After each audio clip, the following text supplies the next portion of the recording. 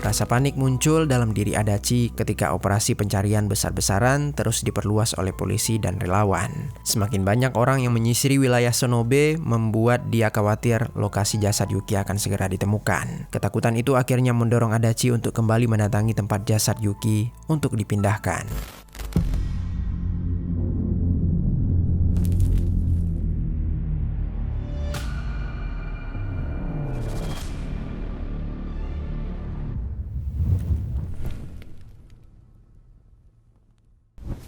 Halo pendengar kisah, selamat datang kembali di channel ini, tempat di mana kami akan membahas kisah-kisah kriminal nyata yang terjadi di seluruh dunia. Kami doakan semoga kalian semua dalam keadaan sehat walafiat dan dijauhkan dari mara bahaya. Di rentan bulan Maret hingga bulan April kemarin, negara Jepang dihebohkan dengan kasus hilangnya bocah 11 tahun yang baru saja hendak melaksanakan upacara kelulusan di sekolahnya. Awalnya, dia diduga menghilang secara mendadak sesudah diantarkan ke sekolah oleh ayahnya. Kehilangan ini membuat ratusan relawan ikut turun mencari keberadaan si bocah. Dan akhirnya, setelah hampir sebulan pencarian, bocah itu pun ditemukan dalam kondisi telah menjadi jasad yang membusuk. Penyelidikan segera dilakukan dengan cepat hingga ujungnya mengarah kepada sang ayah tiri dari bocah itu sendiri. While the cause of death remains unknown, lalu apa motif sang ayah tega meregut nyawa putra tirinya tersebut? Dan bagaimana detail kronologinya? Mari kita bahas kisah di baliknya. Di wilayah Kyoto, tepatnya di kota Nantan, tinggallah seorang pria bernama Yuki Adachi yang berusia 37 tahun. Yuki ini dikenal sebagai orang yang temperamental, bahkan sikap ini sudah terbawa sedari dia kecil. Beberapa orang yang mengenal dia saat mereka masih tinggal di negara Cina menceritakan kalau Adachi adalah orang yang penyendiri dan sulit untuk bergaul. Adachi memang sempat tinggal di Cina bersama sang nenek karena orang tuanya tidak diketahui di mana keberadaannya.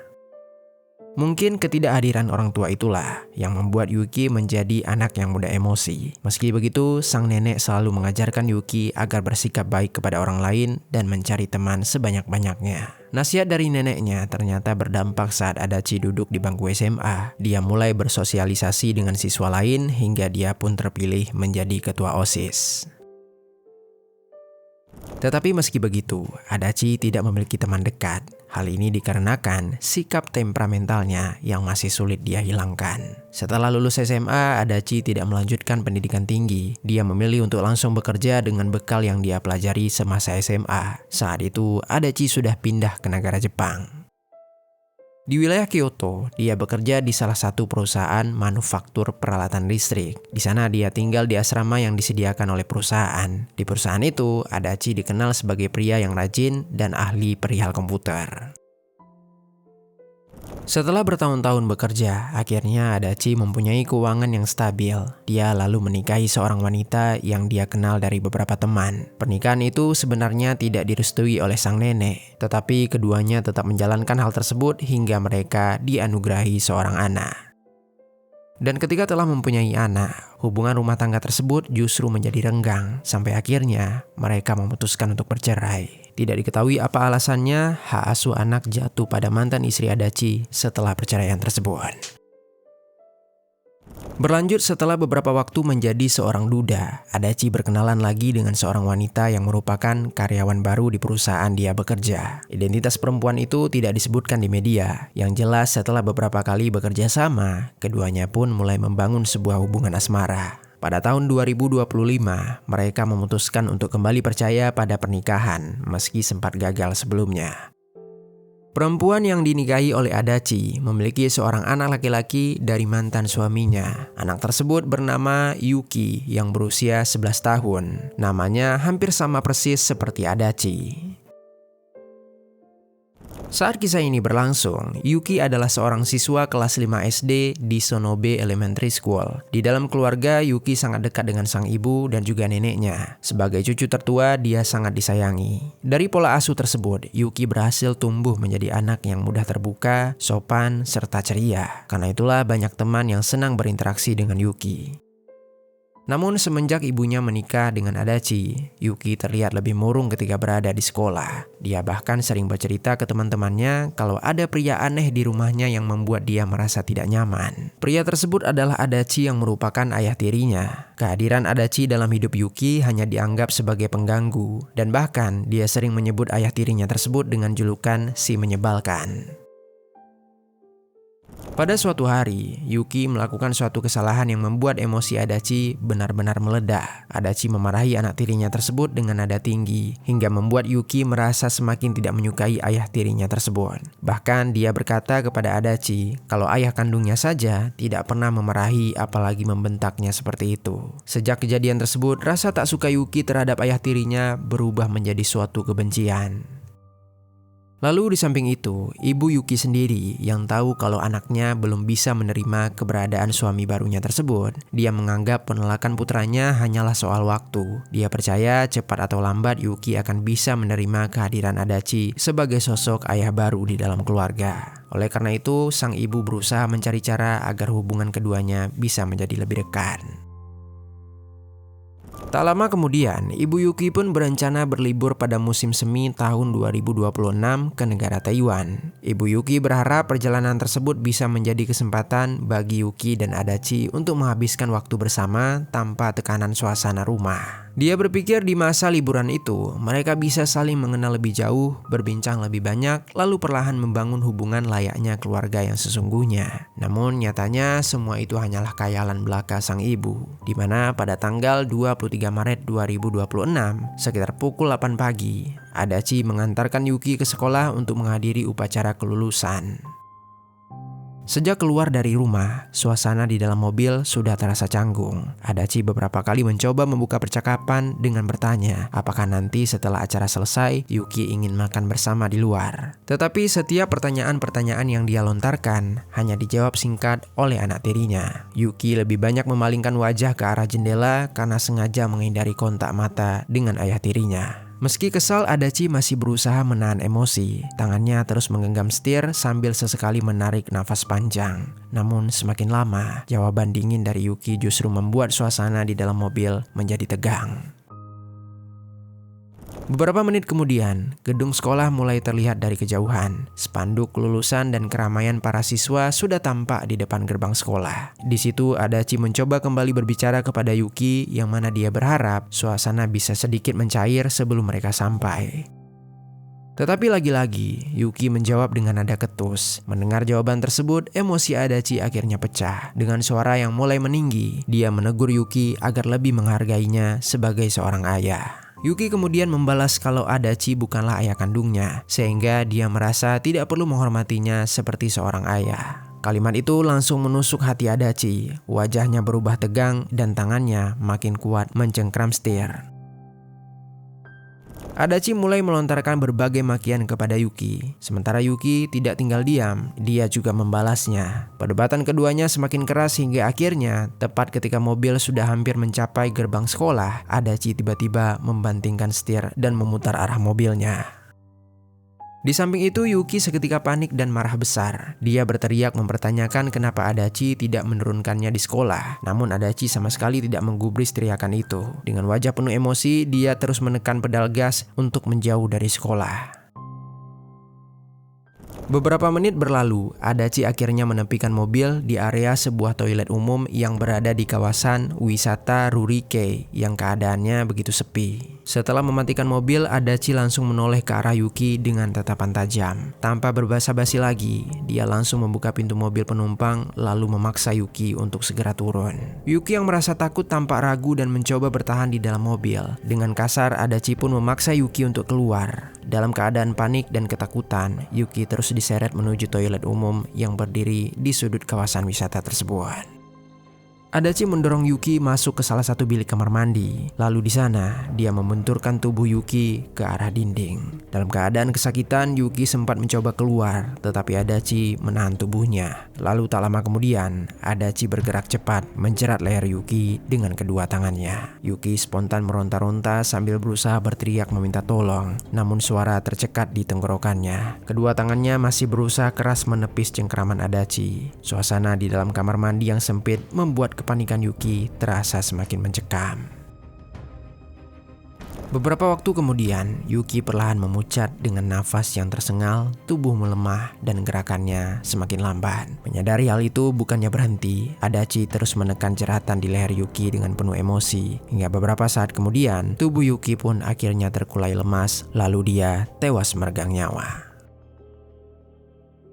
Di samping itu, dengan nafas yang terengah-engah, Adachi menatap tubuh Yuki yang sudah tak bernyawa. Kemudian karena khawatir ada orang yang mencurigainya, Adachi pun langsung membawa jasad Yuki ke dalam mobil.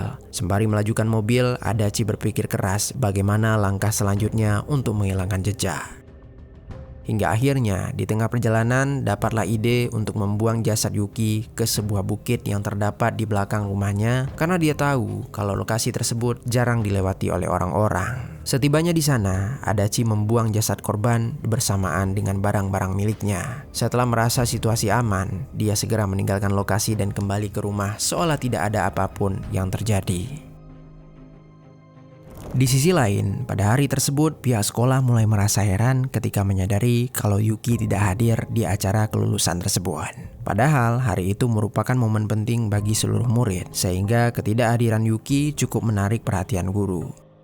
Meski begitu, pihak sekolah awalnya tidak langsung menghubungi keluarga Yuki. Mereka mengira Yuki hanya terlambat datang atau mungkin mengalami kendala di perjalanan. Namun hingga acara selesai, Yuki tetap tidak menunjukkan tanda-tanda kehadiran. Situasi itu pun mulai menimbulkan kekhawatiran. Akhirnya, sekitar pukul 11:50 siang hari, pihak sekolah pun memutuskan untuk menghubungi keluarga Yuki.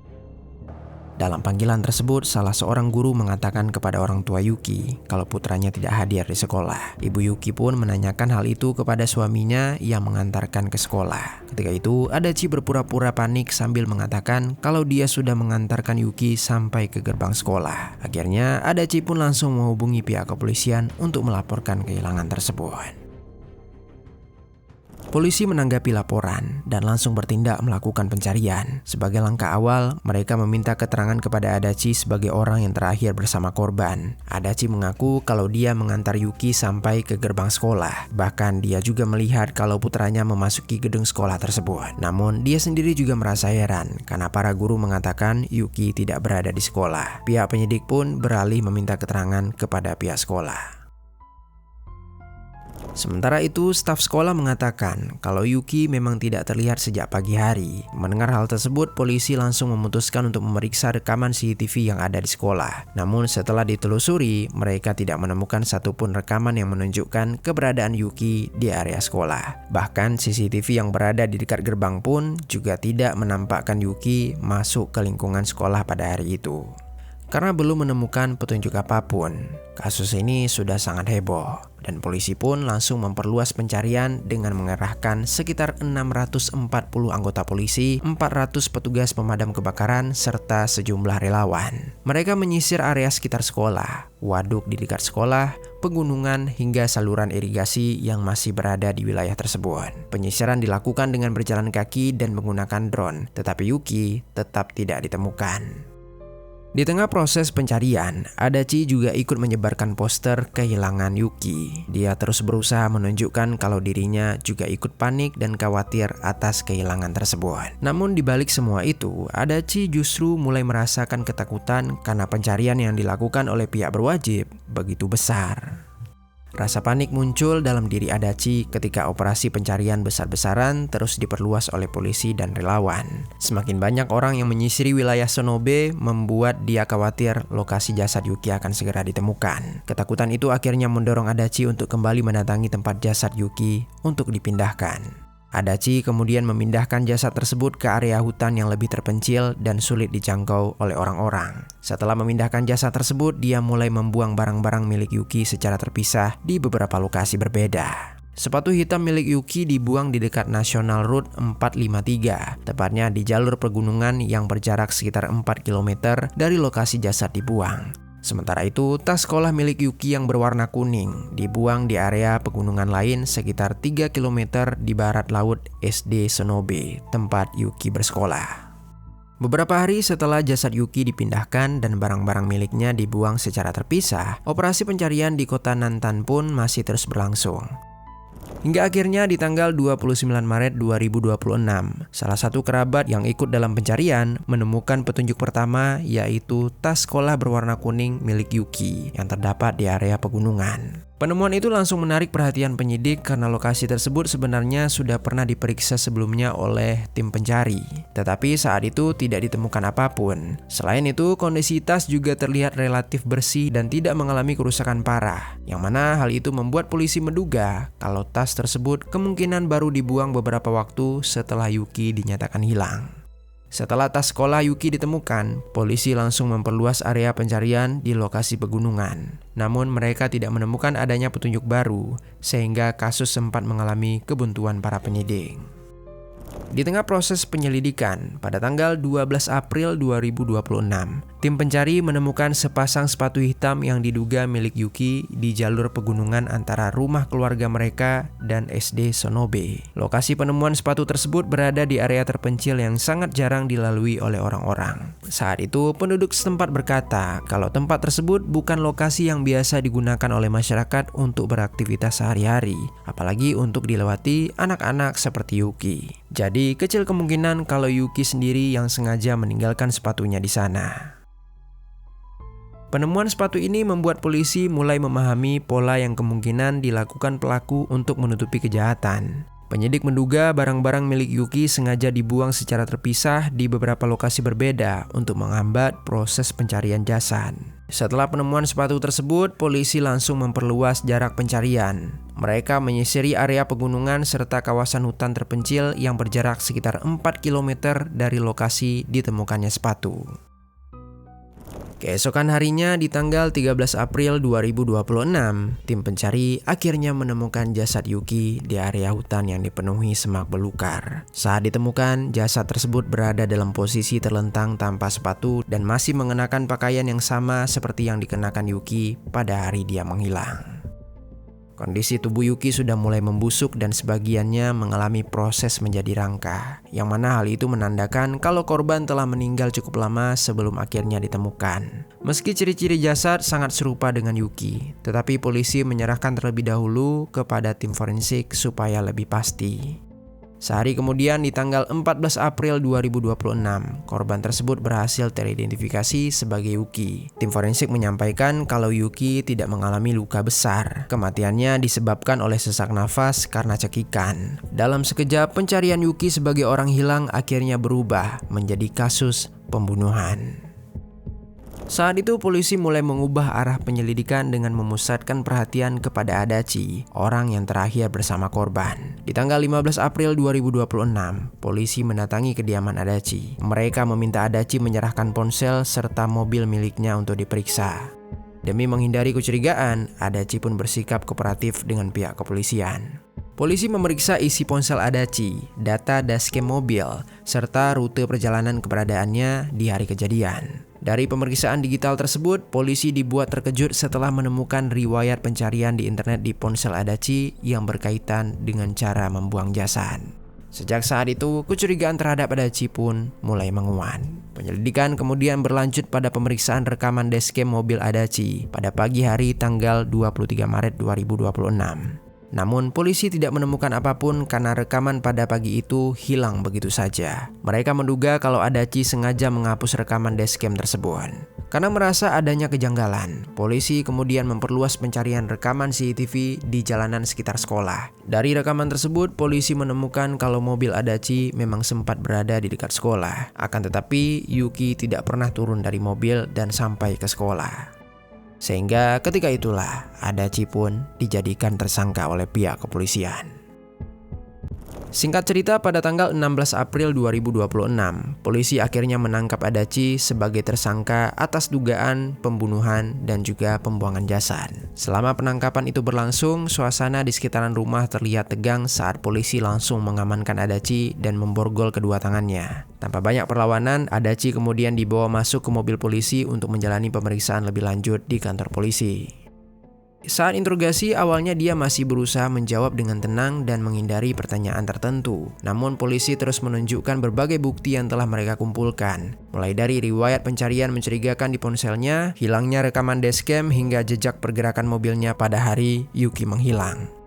Ketika dia mulai merasa terpojok, akhirnya di hadapan penyidik, Adachi pun mengakui kalau dirinya sudah tak bisa lagi mengelak dari semua bukti yang ada. Dengan suara pelan, Adachi pun mengatakan kalau dialah yang telah mengeksekusi dan membuang jasad Yuki.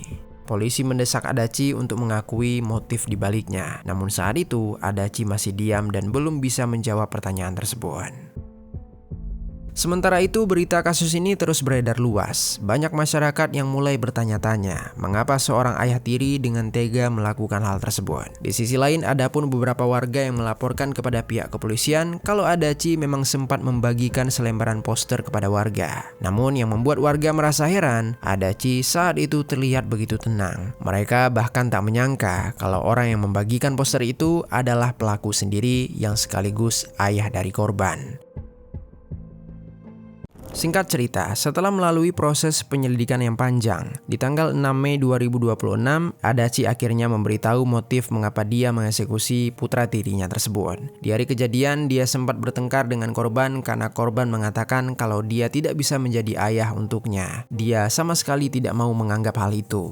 Perkataan tersebut ternyata sangat membuat Adachi sakit hati, sehingga dia memutuskan untuk mengeksekusi Yuki di sebuah toilet umum yang terdapat di tempat wisata Rurikei. Dan akhirnya setelah pengakuan tersebut, polisi pun resmi mendakwa Adachi dengan kasus pengeksekusian serta pembuangan jasad. Sampai saat video ini dibuat, Adachi belum dijatuhi vonis akhir, tetapi dia tetap berpotensi menghadapi hukuman yang cukup berat menurut hukum yang ada di Jepang. Kasus pengeksekusian Yuki memicu perbincangan luas di berbagai negara karena tidak hanya dianggap sebagai kasus kriminal biasa, tetapi juga menyoroti berbagai masalah keluarga. Banyak masyarakat menaruh perhatian pada hubungan antara anak dan orang tua tiri, terutama bagaimana perubahan struktur keluarga setelah pernikahan kembali dapat mempengaruhi kondisi psikologi seorang anak. Selain itu, kasus ini juga memunculkan kritik terhadap sistem perlindungan anak di Jepang. Meskipun hubungan Yuki dan ayah tiri diketahui tidak harmonis, polisi dan lembaga perlindungan anak mengaku tidak pernah menerima laporan kekerasan ataupun konsultasi terkait kondisi korban sebelum tragedi. Banyak orang kemudian mempertanyakan apakah tanda-tanda tekanan psikologis pada anak seringkali terabaikan hanya karena tidak adanya bukti kekerasan fisik yang terlihat jelas.